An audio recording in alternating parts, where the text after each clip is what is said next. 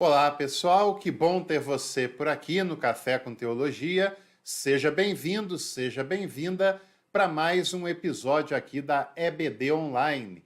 Hoje nós vamos falar sobre a segunda carta de Paulo aos Coríntios. E se você perdeu o primeiro vídeo, né, o vídeo da primeira carta de Paulo aos Coríntios, eu vou deixar na tela final para você acompanhar na íntegra, sem perder nada do que a gente tem produzido por aqui. Para não perder nada mesmo, basta você se inscrever no canal e ativar todas as notificações para você ser avisado de todo o conteúdo que a gente faz diariamente aqui nesse canal.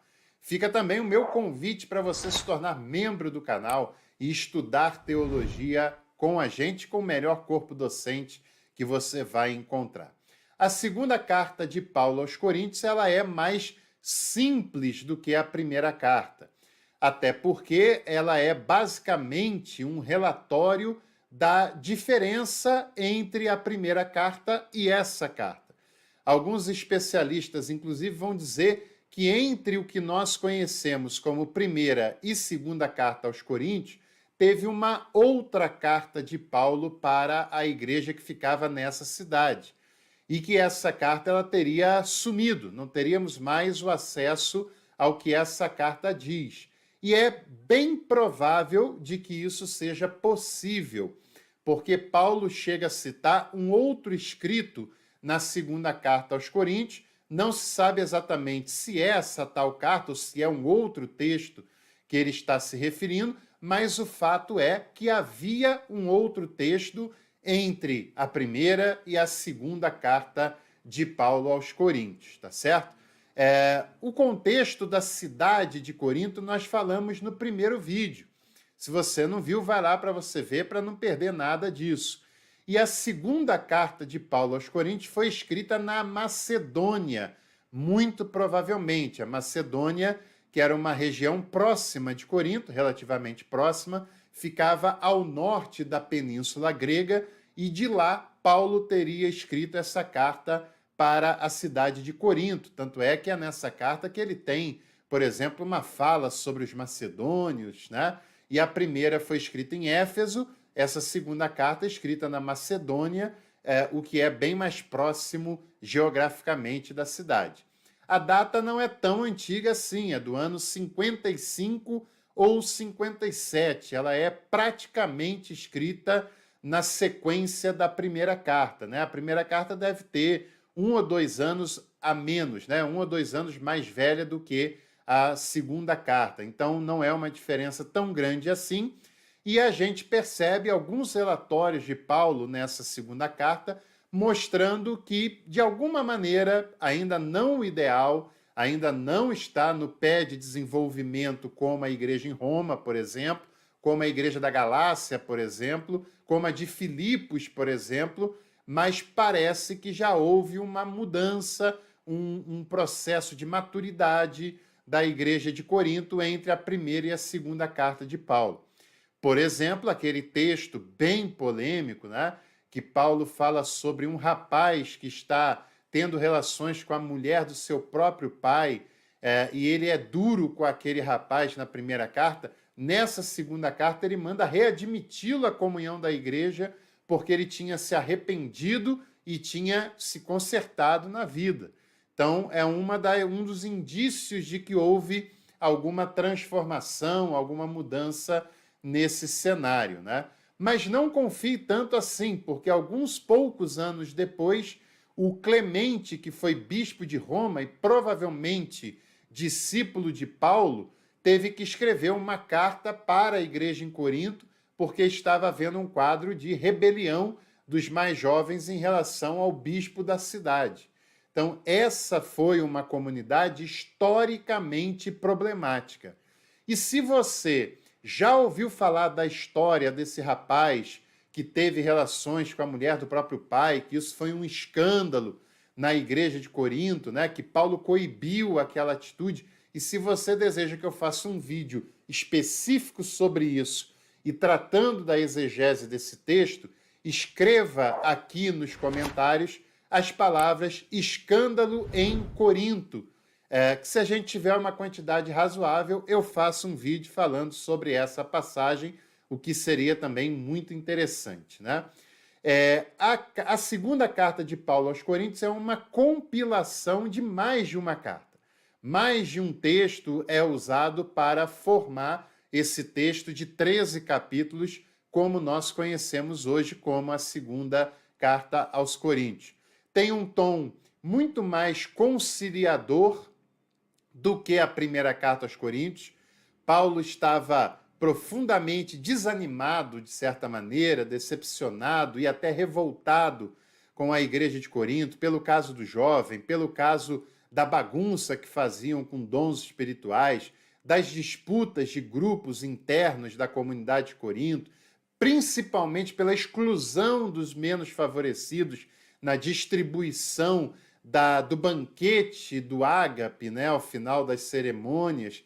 E Paulo está profundamente chocado e ele é duríssimo nas suas falas em relação à primeira carta.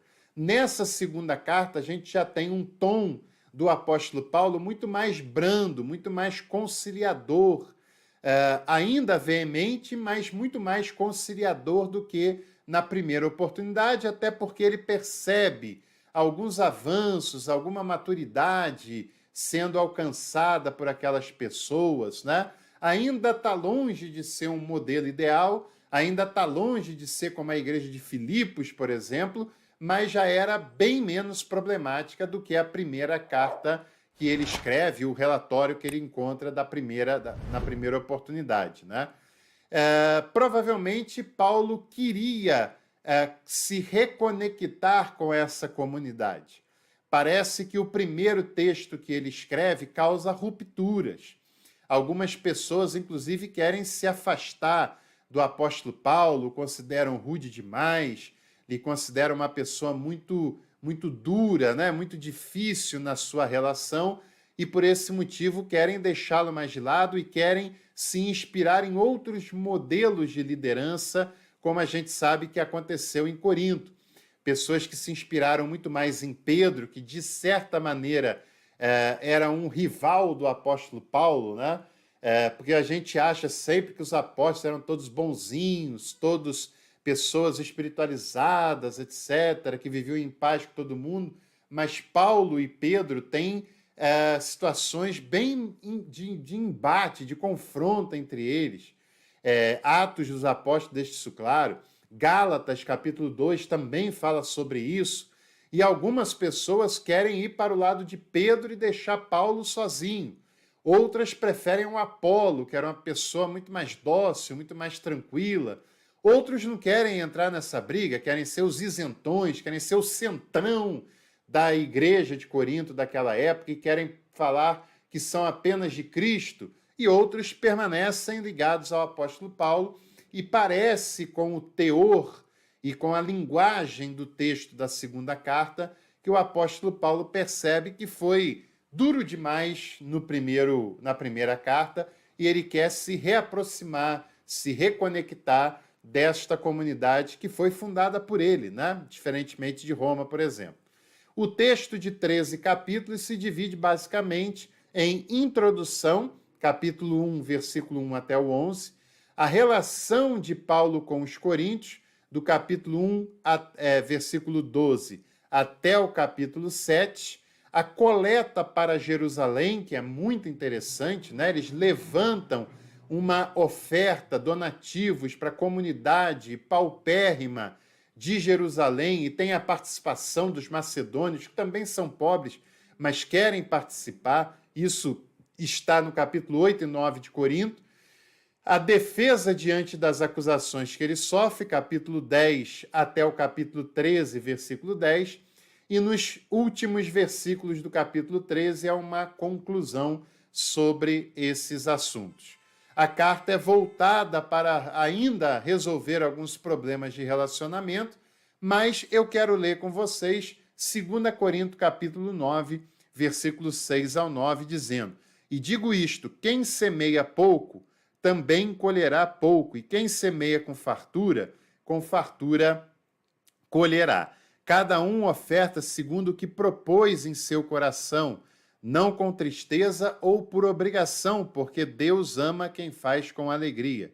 Ora, Deus pode tornar abundantes para vós todas as graças, a fim de que sempre em tudo, tendo suficiente, abundeis em toda boa obra, conforme está escrito: distribuiu, deu aos pobres, sua justiça permanece para sempre. E eu sei que essa passagem já foi usada na sua igreja com o propósito de fazer você doar dinheiro para a igreja, com o propósito de ser falada antes do momento de ofertas, na tentativa de você dar mais do que você daria sem ouvir essa passagem.